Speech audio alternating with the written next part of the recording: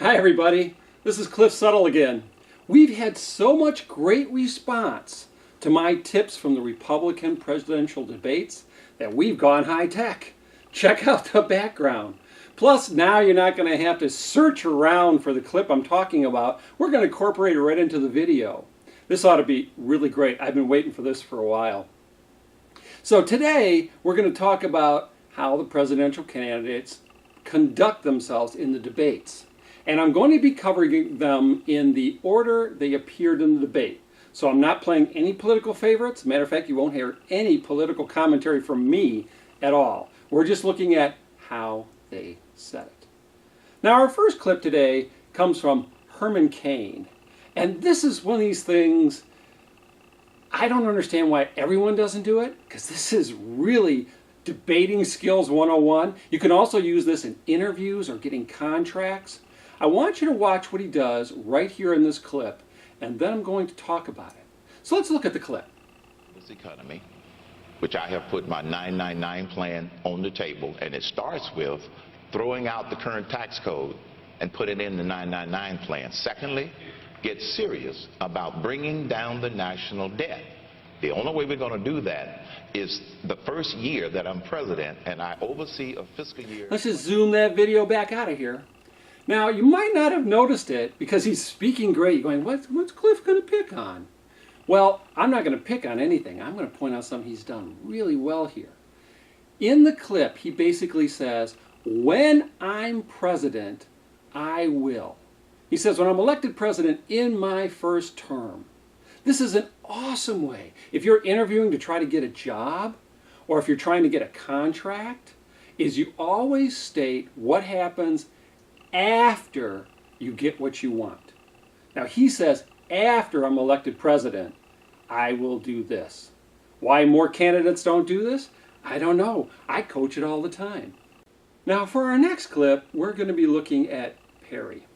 Now I'm going to sound a little bit like a broken record here, but he needs to work on this. Where are his speech coaches? He either doesn't have any or they're in net.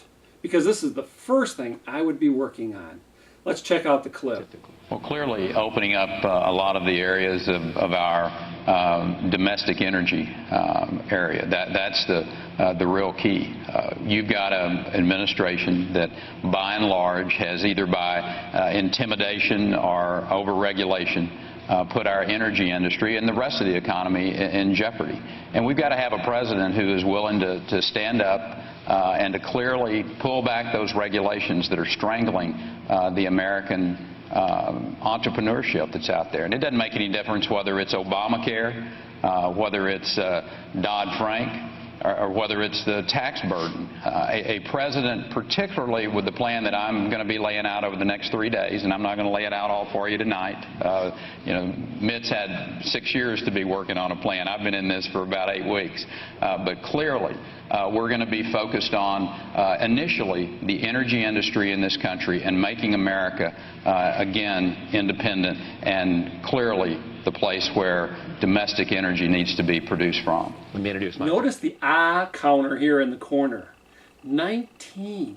His response is only a minute long, and his counter is 19. Oh, that means that it's about once every 5 seconds. Now, I've heard commentators on the news basically talk about Perry, saying he doesn't seem confident in his answers. It's not that he's not confident in what he's saying. It's just that all these ahs and ums make him look unconfident. The political commentators are basically reacting to what they feel emotionally. I'm looking at it strategically. And I know no ahs and ums is speaking 101, but 19 in a minute? This is how you get rid of that. You start noticing it in your everyday conversation. Everyday conversation. Just notice it. You'd be surprised how many times you do it. And before long, if you just start noticing it, it'll bug you so much that you'll start working on getting rid of it on your own. Our next clip comes from Mitt Romney. Now, Mitt Romney does something really, really good here, and I've noticed him doing it the entire debating strategy. Let's take a look at it, and then I'll talk about it. The real course for America is to have someone who's a leader who can identify people in both parties who care more about the country than they care about getting reelected. There are Democrats like that.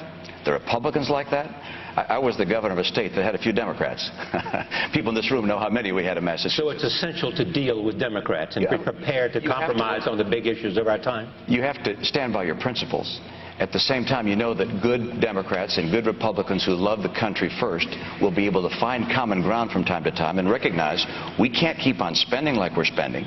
We can't demand more from tax revenue from people because that kills jobs. And notice that what he's doing here is wonderful. He's not demonizing his opponent. Notice that he was saying that there are Democrats who understand this and really need to work with this. He is already learning how to bring the country together, and he isn't elected yet. Now, whether he's doing it because that's the way he feels inside, or it's just that he's got a good speech coach, I don't know. The important thing is he's doing it. Don't demonize the enemy. Bring him in. Because anyone who's for the enemy, if you demonize him, will be against you. Our next candidate we're going to talk about is Michelle Bachmann. Now, this is something that she has going on, and I'm going to explain it first because I really want you to notice it as you watch the clip. A lot of speakers have this problem.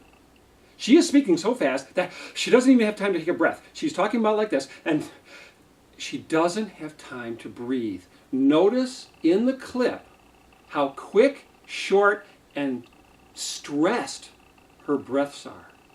Let's take a look at the clip. Community Reinvestment Act. It was Congressman Barney Frank and also Senator Chris Dodd that continued to push government-directed housing goals. They pushed the banks to meet these rules. And if banks failed to meet those rules, then the federal government said, we won't let you merge. We won't let you grow. There's a real problem. It began with the federal government, and it began with Freddie and Fannie. If you look at these secondary mortgage companies, which the federal Pretty government obvious, huh? Every time she needed to take a breath. And that's not giving your brain enough oxygen. Your brain needs oxygen to think, and in a debate, you need oxygen. Plus, that is a dead giveaway. You're talking too fast. You need to pause. On my website, in the article section, there's an article called The Science of Silence. And it's all about how much pauses you need to keep your audience engaged in what you're saying. If you're interested in this topic, check it out. Our next two clips are going to be in two parts because I want you to notice the dichotomy between the beginning of the clip and then we're going to jump ahead and show the end. Now, our first speaker is Newt Gingrich. So let's take a look at Newt's answer as it goes on. No, let me draw a distinction. I think virtually every American has a reason to be angry. I think virtually every American has a reason to be worried. I think the people who are protesting on Wall Street break into two groups. One is left-wing agitators who would be happy to show up next week on any other topic. And the other is sincere middle-class people who, frankly, are very close to the Tea Party people. He has, in secret, spent hundreds of billions of dollars bailing out one group and not bailing out another group. I don't see anybody in the news media demanding the kind of transparency at the Fed that you would demand of every other aspect of the federal government. And I think it is corrupt and it is wrong. Now that you've watched the clip, what I really wanted you to notice was the difference that he starts really calm. He starts calm. And then he gets a little bit more intense, and a little bit more intense. And by the end, he's angry. I don't know if I really like the point, but I like the structure. He starts out nice and calm. That draws everyone into his answer. That gets everybody listening to him. And then he starts putting his emotions into it.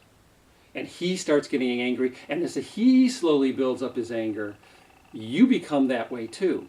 Now, this is way, way different than if you just start. The first thing that happens when they ask you the question, well, you know what we got to do? That's not a good way to go.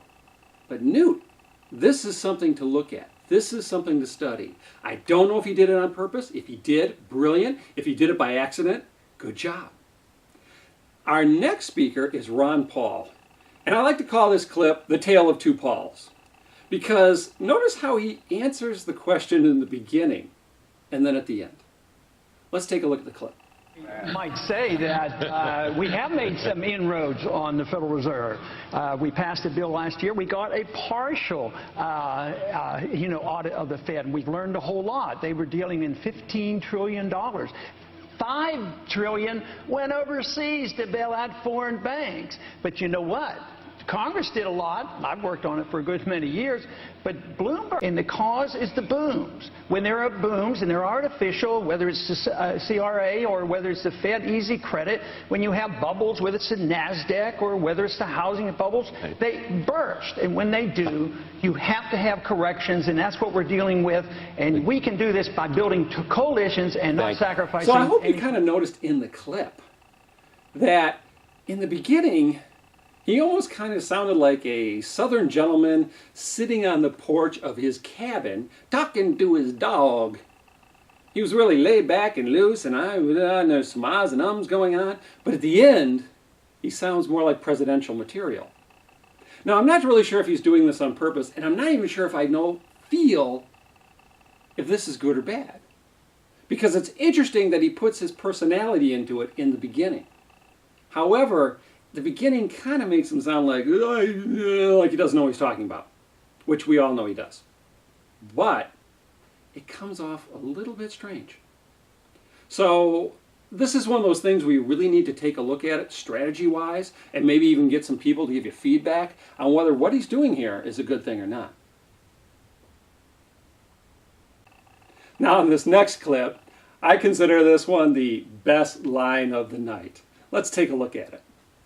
The flat tax, does that mean that you look with some favor upon 999 that Herman Cain mentioned at the beginning of this conversation? I think it's a catchy phrase. In fact, I thought it was the price of a pizza when I first heard it.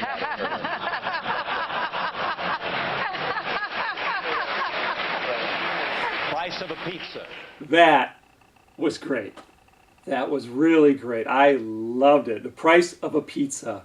I don't know if he had that line planned and he had it in his back pocket and he was just waiting for the opportunity, but what a great line. It's a great line to get a great laugh and really not, take a pot shot too much at somebody. Unfortunately, Cain actually took offense to it and on his next answer came back at Huntsman, and he really didn't need to do that. Cain should have just been good-spirited about it and went, "That's a funny joke. That's a really good line," and let it go. We can all learn something about that. Finally, I'd like to end today with my comments about the way this debate was moderated. I think this was the best moderation I've seen yet. The questions were very precise, to the point, gave the candidates a chance to really say what they needed to say, and everything kept flowing. They kept everybody on line. Attacks were to a minimum. I would say the only real problem is that one of the commentators, when someone would start to answer the question, if they didn't like the answer, they would jump in and re-clarify their question. That's not the moderator's job. She shouldn't be doing that. Overall, I think all of the candidates are getting much better. Till next time, when we get to take the candidates apart again, this is Cliff Suttle. I'll see you later.